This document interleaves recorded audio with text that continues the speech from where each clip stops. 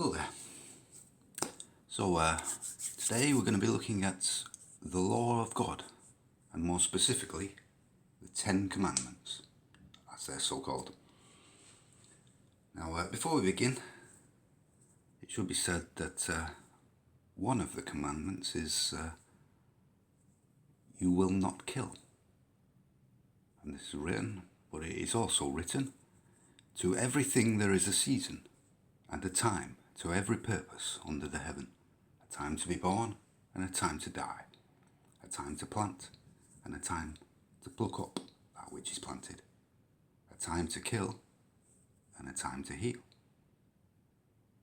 So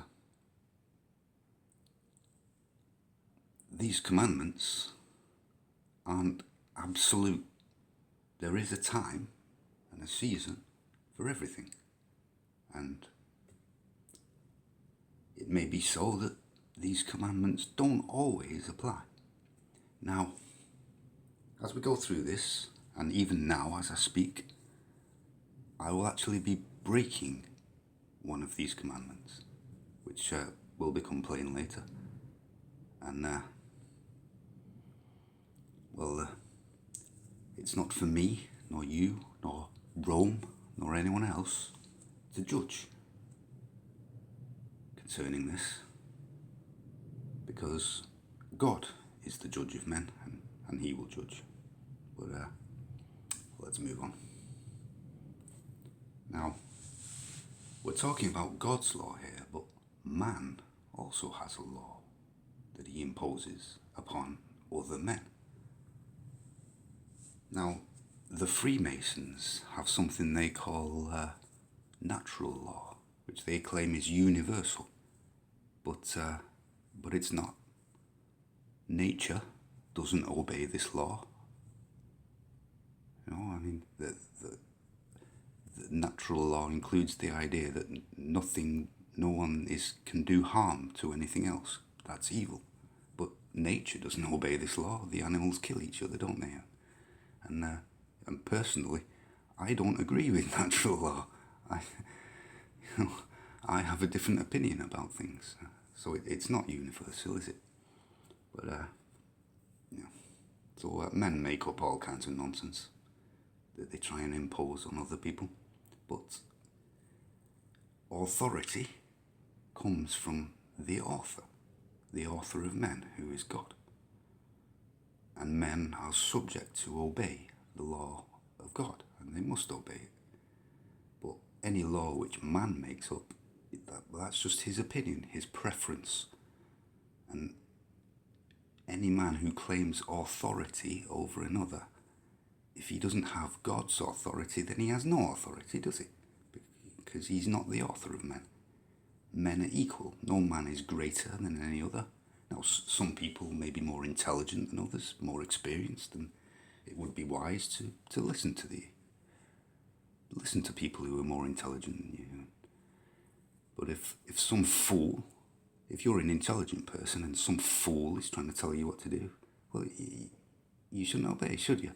You should be telling them what to do if you're more intelligent than them, shouldn't you? But so higher beings command lesser beings.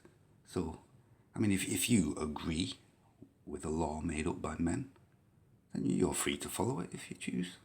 You know, if it seems good to you to follow that law, then follow it. But if you don't agree with that law, then you are not bound by it. You don't have to do what anyone else says. Like if a man makes up a law, you don't have to obey it. And if you do, when you don't agree with it, then you're declaring that you are a lower being, and this other person who made up a law is greater than you, and they're not, are they? So that's an important point to consider. So if anyone says they've got authority over you, they're lying. God has the authority. Now, of course, as we go through this, we'll see that there may be people who do have authority over you, but we'll see about that later. So let's get started. So, now this is a legal document, so we need to very carefully examine these words. This was written by God himself on tablets of stone and given to Moses to give to the people, because of course they were afraid of meeting God for themselves. And obviously it's if you put your trust in men to be your intermediary, then you're a fool, aren't you? Because they could be deceiving you. So you should know God for yourself and not have someone else know God for you. So now, of course, as we go through this, you'll notice, though these are called the 10 Commandments, nowhere is it written that there are 10 Commandments. And we see plainly there are more than 10 Commandments here. But they're divided into 10 branches, which may contain more than one commandment. So, the first one is, now concerning the name of God, Yahweh or Jehovah, this is often replaced with the Lord, and we'll see why in a moment. But so it begins, I am Jehovah, the Lord, thy God, your God, which brought you out of the land of Egypt from the house of bondage. You shall have no other gods before me. Now, this is very important that in this legal document, the person we're making an agreement with is identified within it. So it's the God of Israel who led the Israelites out of slavery in Egypt. And more things are included to identify this God, but that's the key, that this God is that specific God, and that's who is identified. Now, this first one, this first branch, contains 2 commandments. The first commandment is, I am the Lord your God. And who exactly this Lord or Jehovah is identified. So we know who he is. So accepting that God exists and he is our God is the first commandment. And then the second one is that he should occupy the highest place as the supreme being, with nobody else above him. Yeah. So that's the first commandment, or the first branch. And then the second one, you shall not make any graven image, which is a carving, a statue, or any likeness of anything that is in heaven above, or that is in the earth beneath, or that is in the waters beneath the earth.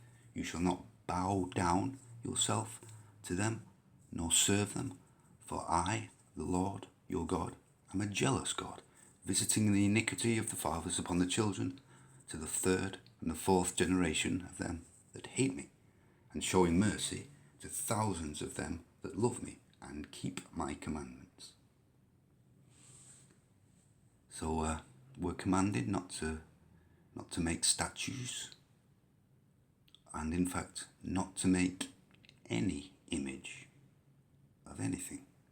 So a photograph, a video, a painting, a picture, these are all images of things.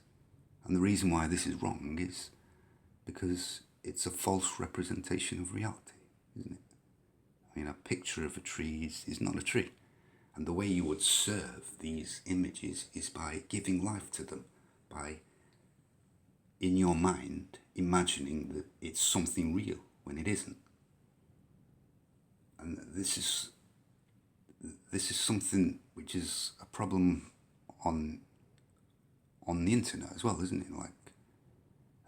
If you listen to my voice now, I could be an artificial intelligence, couldn't I? I couldn't be. It may seem I'm a real person, but I might not be. And people on the internet, you don't know who they are. They could be someone else that they don't claim to be, or they could be no one at all. They could be a bot, as they say. So it's very important that we live in reality and not in false reality.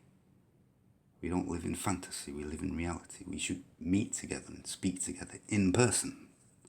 And that causes a lot of problems. But that's another matter. So, of course, God then is jealous if we serve these idols. So this is a matter of adultery. It's called spiritual adultery when you serve idols, and that makes God jealous and disappointed because he's supposed to be the husband, the bridegroom, and we're the bride, aren't we? So we shouldn't give our time and our energy to created things. We should give this time and energy to God, the Creator. And when we're off fornicating with all these created things which distract us away from Him, He gets jealous and He's disappointed with us, isn't He? So, of course, there are two commandments here. The first commandment is don't make images. The second commandment is don't worship them. So a lot of people, practically everyone, is disobeying this, the first part of this. So just keep that in mind. Now we get to the third. You shall not take the name of Jehovah your God in vain. For Jehovah the Lord will not hold him guiltless that takes his name in vain. Now this is one that a lot of people get wrong. And of course it's probably the whole reason why they replace the name of God with the Lord. Because they're afraid of saying the name of God. But that's not what the commandment's about, is it? It's you're not to take the name. And by name, it means reputation. And in vain, of course, is in an empty, worthless way. You know, not in a correct way. Having no value. Valueless. So, this is about taking the reputation of God upon yourself. Now, if you say that you're a Christian and you follow Christ, then, and you do evil, then you're showing the world that God is evil. And of course, he's not going to hold you guiltless for doing that. You ruin his reputation. His reputation is very important to him. And of course, witches and homosexuals and all kinds of people, they hate God because of the way Christians behave towards them, you know, because they're setting a bad example. They're giving God's name a bad reputation. They're making him seem evil, and of course that's keeping many people away from him because they think he's evil, because the people who claim to follow him are evil. Okay, moving on. Now we get to the fourth. Remember the Sabbath day to keep it holy. 6 days shall you labour and do all your work, but the seventh day is the Sabbath of the Lord your God. In it you shall not do any work, you, nor your son, nor your daughter, nor your manservant, your maidservant, your cattle, stranger that is within your gates, because in 6 days Jehovah made heaven and earth, the sea, and all that in them is, and rested on the seventh day. Therefore he blessed the seventh day and hallowed it. And that holy, hallowed, means set apart, different from all the others. Yeah. So, of course, there are two versions of the Ten Commandments. There's another version which is slightly different to this, and there's another reason given. I mean, primarily, this is a sign. You're supposed to, well, firstly, remember within yourself that God created everything in 6 days and rested on the seventh day. That's the reality we live in.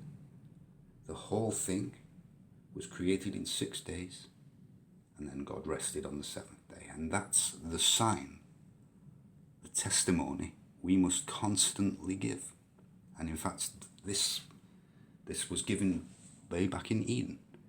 But of course, in the second time when people were reminded of this law, they were reminded that when they were in Egypt, the Israelites were forced to work every single day. And this made them miserable. They hated it. They never had a day to rest and do their own thing. They had to work every single day, which is awful. And of course, this is the reason why also the people who work for you, the strangers who don't even worship Jehovah, even the animals, they are all permitted a day to rest and do their own thing.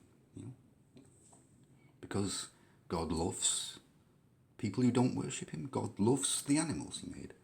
God gave man dominion over the animals, but that doesn't mean man can abuse the animals. He should treat them with kindness and allow them a day of rest. But primarily, this is a sign we're supposed to give and remember always and display before God and before the world that it's his creation. Okay, we get to the fifth now. Honour your father and your mother, that your days may be long upon the land which Yahweh, your God, gives you. Now, your father and your mother are the greatest picture of God that there is.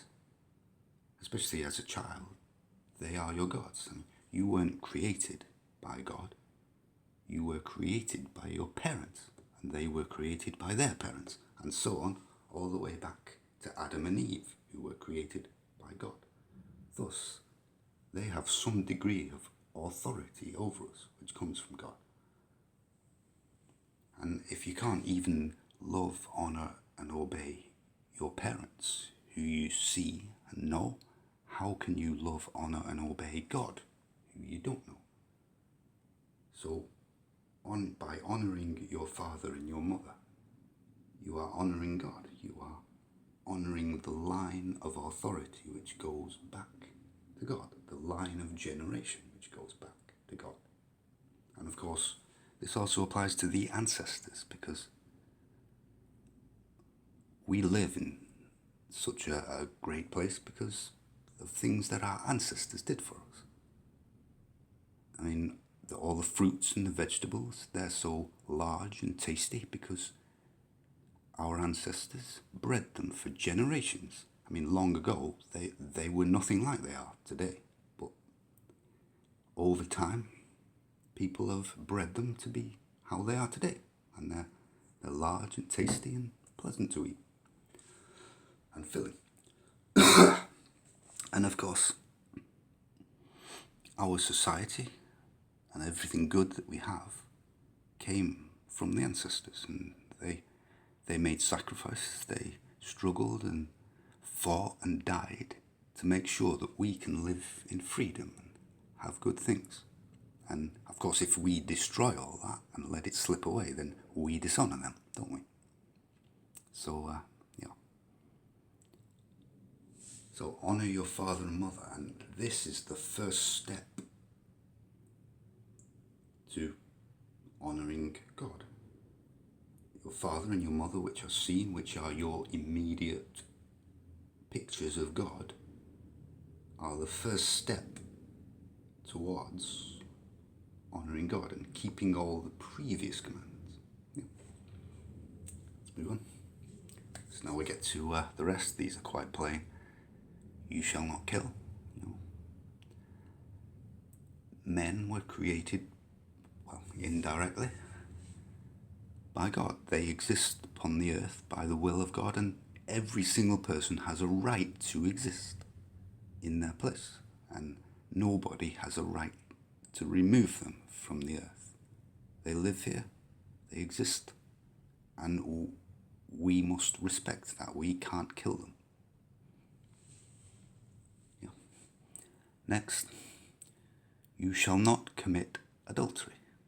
So, if you've got a wife, don't go cheating on her. Don't go fornicating with other women, and don't go fornicating with someone else's wife. I mean, this breaks up families. So it not only hurts the man and his wife, but if they have children, it hurts the children as well, doesn't it? Breaking up families. It can result in divorce, and children are miserable. And of course, how can children respect their parents if their parents aren't respectable? How can they honour their father and mother if their father and mother aren't honourable people? Now, also concerning your father and your mother, honouring them, you have a duty to do that. They created you. You exist because of them. Yeah? So, you owe your existence to them, and you have a duty to look after them when they get old. Now, if they didn't look after you or they were evil to you, it makes no difference. Your responsibility to them still remains. You owe them your life. Look after them. I mean, as I say, even if they were evil towards you, Jesus said, love your enemies, do good to those who hate you. So even if your parents hate you, love them, look after them. Next, we've got, you shall not steal. Now, some people are of the opinion that all things belong to everybody, and if anybody takes private property for themselves, then they're stealing it from everybody else. But God says that's not the case. He has given us the right to have private property, so if something doesn't belong to anyone, you can take it for yourself, and then it's yours, and no one has the right to take it from you.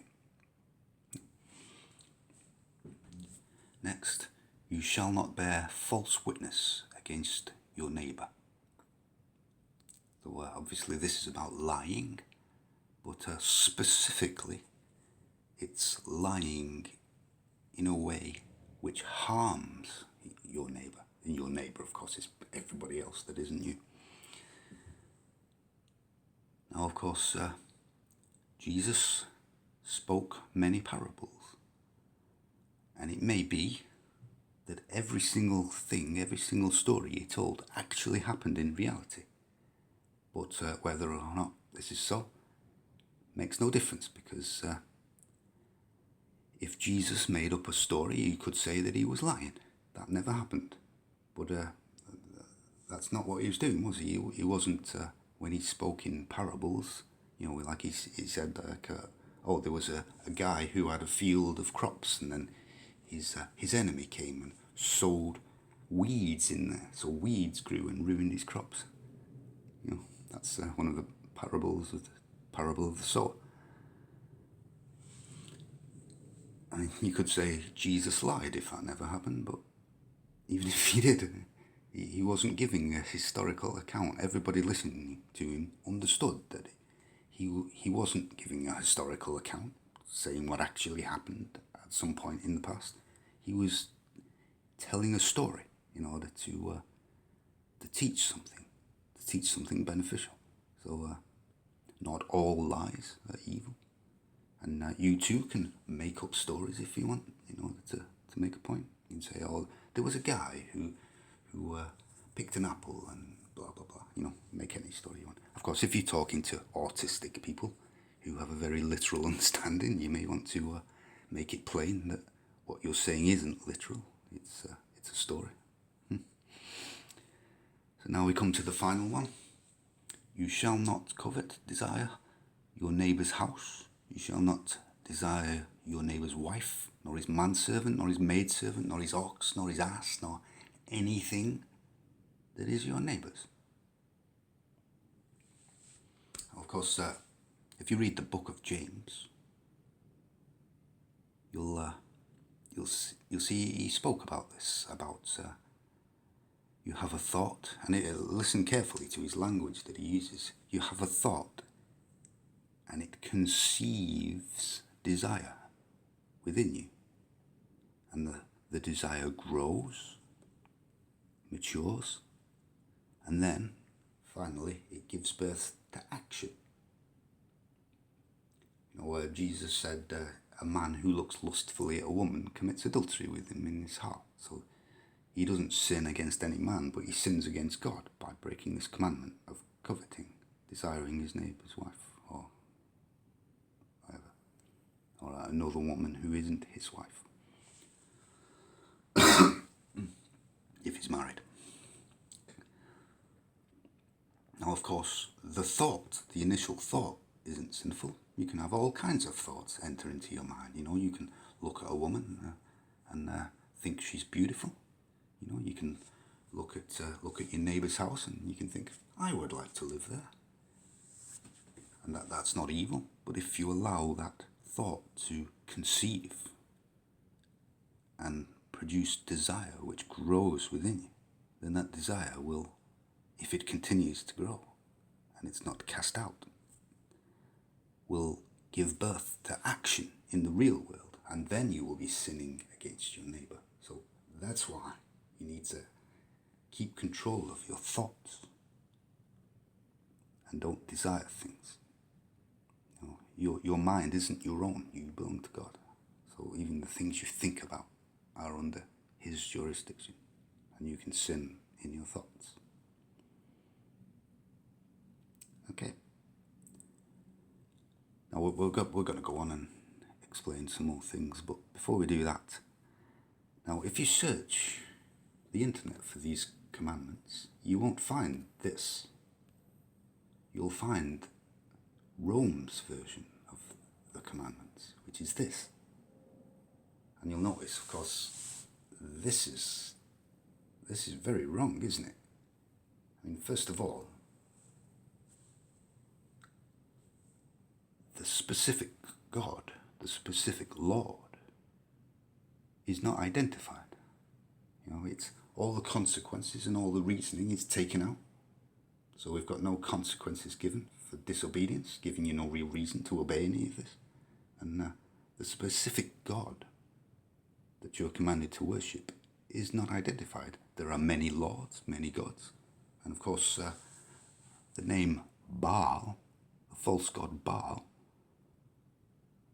means Lord. So if you say, my God is the Lord, you could mean Baal, couldn't you? You could mean any God, any Lord, if you don't identify which specific one. And of course, the second commandment about idolatry and bowing before statues and images, that's removed completely, isn't it? Because that's a Roman Catholic pagan practice. The statues, bowing before statues and talking to them and serving idols. And there are artifacts which are said to have magical powers in their beliefs. So this is pagan stuff, isn't it?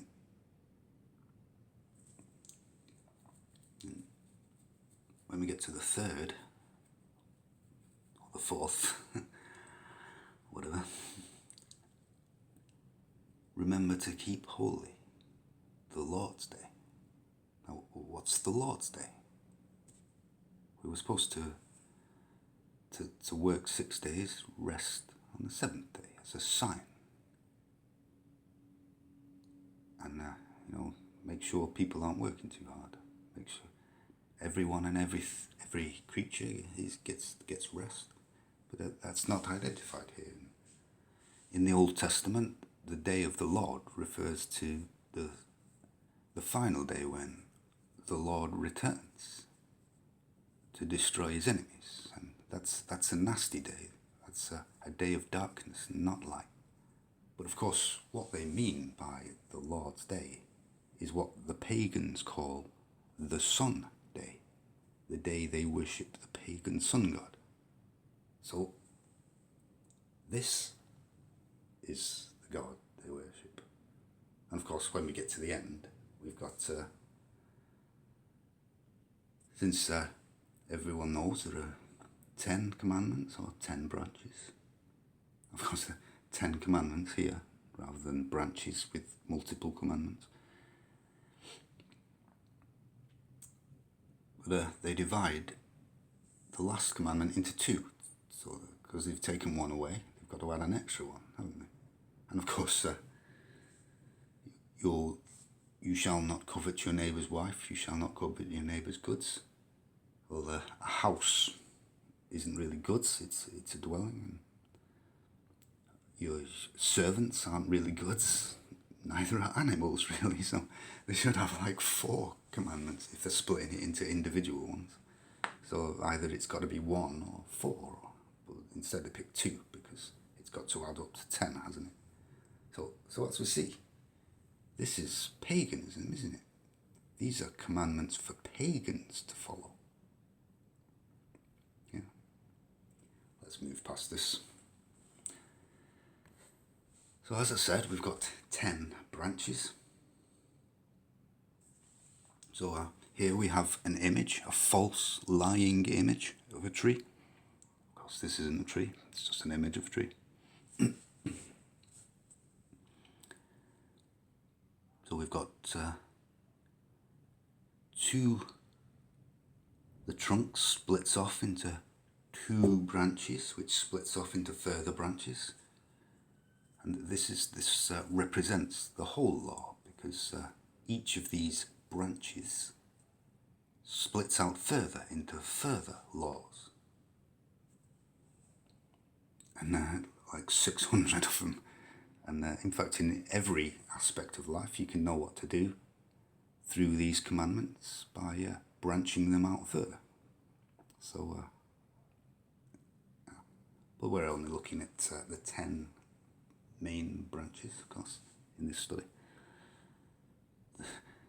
The further twigs, that's a whole other study in itself. And you should meditate upon the law, which means, of course, to think deeply about it.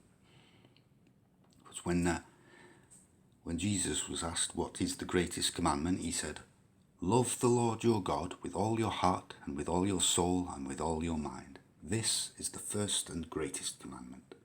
And the second is like it. Love your neighbour as yourself.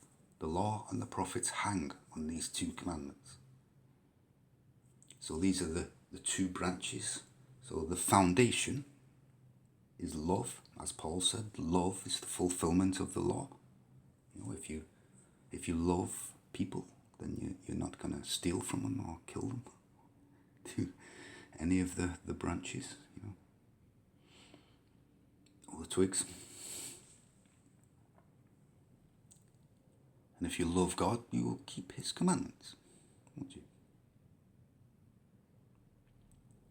So, yeah. So everything is built upon a foundation of love, and if you have love, then you will obey all of this, won't you? Of course, we've got on the one hand loving God, and on the other hand loving man. And loving God, the first, the second is like it. In fact, it's a mirror image of it, as we'll see shortly, like 2 hands. So you've got honouring your father and mother touches upon the previous 4 commandments, and then not coveting touches upon the 4 commandments that come before that. And the first commandment is a mirror image of the 6th. The second is a mirror image of the 7th, and so on. We've got, the tablet, the commandments were written on 2 tablets, weren't they? And they were mirror images of each other, as we'll show here. So the first is all about existence and the right to exist in your proper place. So if you claim that God doesn't exist, then you are in your mind killing God. God is dead to you. He doesn't exist. And of course, if you do believe in him, but he's not in his proper place as number one, the first and greatest thing, then you're breaking the commandment as well. So these two are mirror images, aren't they? The first and the sixth.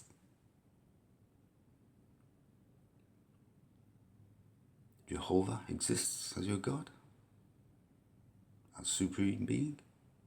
Man exists and has a right to exist in the same way that God exists and has a right to exist in his proper place. And man is upon the earth. God is in heaven on the throne as the king of everything. Then next, it's all about adultery, isn't it? On the one hand, we've got physical adultery between a bride and his bridegroom. And on the other hand, we've got spiritual adultery between the bride and the bridegroom. Yeah. And then next, we have the theft. This is all about stealing. About, if you take the name of God and you're not worthy of taking it, then you steal it, don't you? And of course, you can take something from your neighbour if he gives you permission to take it, and then you're taking it in a worthy way.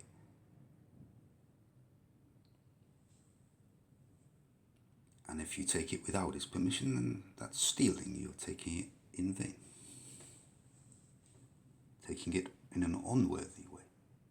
So, these are two reflections of theft. On the one hand, you're stealing from man. On the other hand, you're stealing from God. And then next, this is about a testimony of the truth. On the one hand, you've got a testimony which is against man. And on the other hand, you've got a testimony which is for God. And of course, the testimony, giving a false testimony against man, is to his detriment. It harms him. But the testimony of the truth, wherein you rest on the seventh day and allow everyone else to rest, is for the benefit of man. And then finally, when we get to the bottom, we see how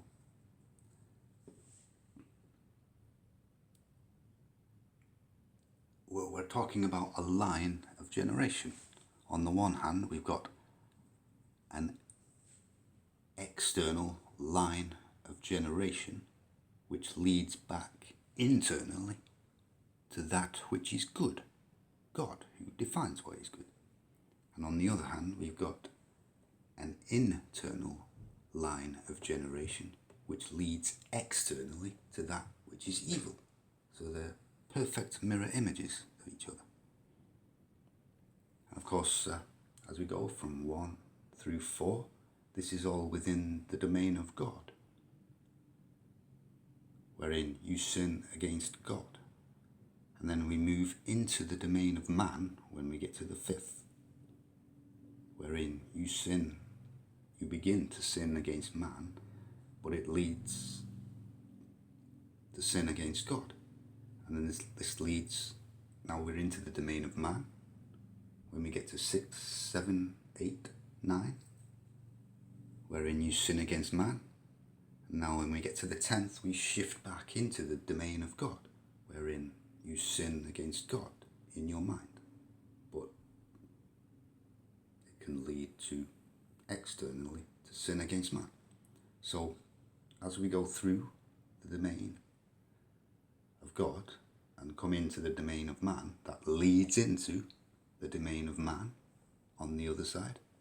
And then as we go through the domain of man and shift back into the domain of God, that leads us back to the start again. So you can start at any point here begin with any commandment and understand and obey it. And as you move forward, you will be forever in a loop, being always sent back to the beginning. So, though you can begin at any point, once you begin, it lasts forever. Once you get to the end, you go back to the beginning again. On and on and on forever. So this is an eternal law. It's meant to be read forever and never forgotten. So there we go. That's it. I hope you've gotten a greater understanding of these commandments, and I hope you think about them, meditate upon them deeply, and consider the whole law, and obey these commandments, all of them in fullness, not just partially.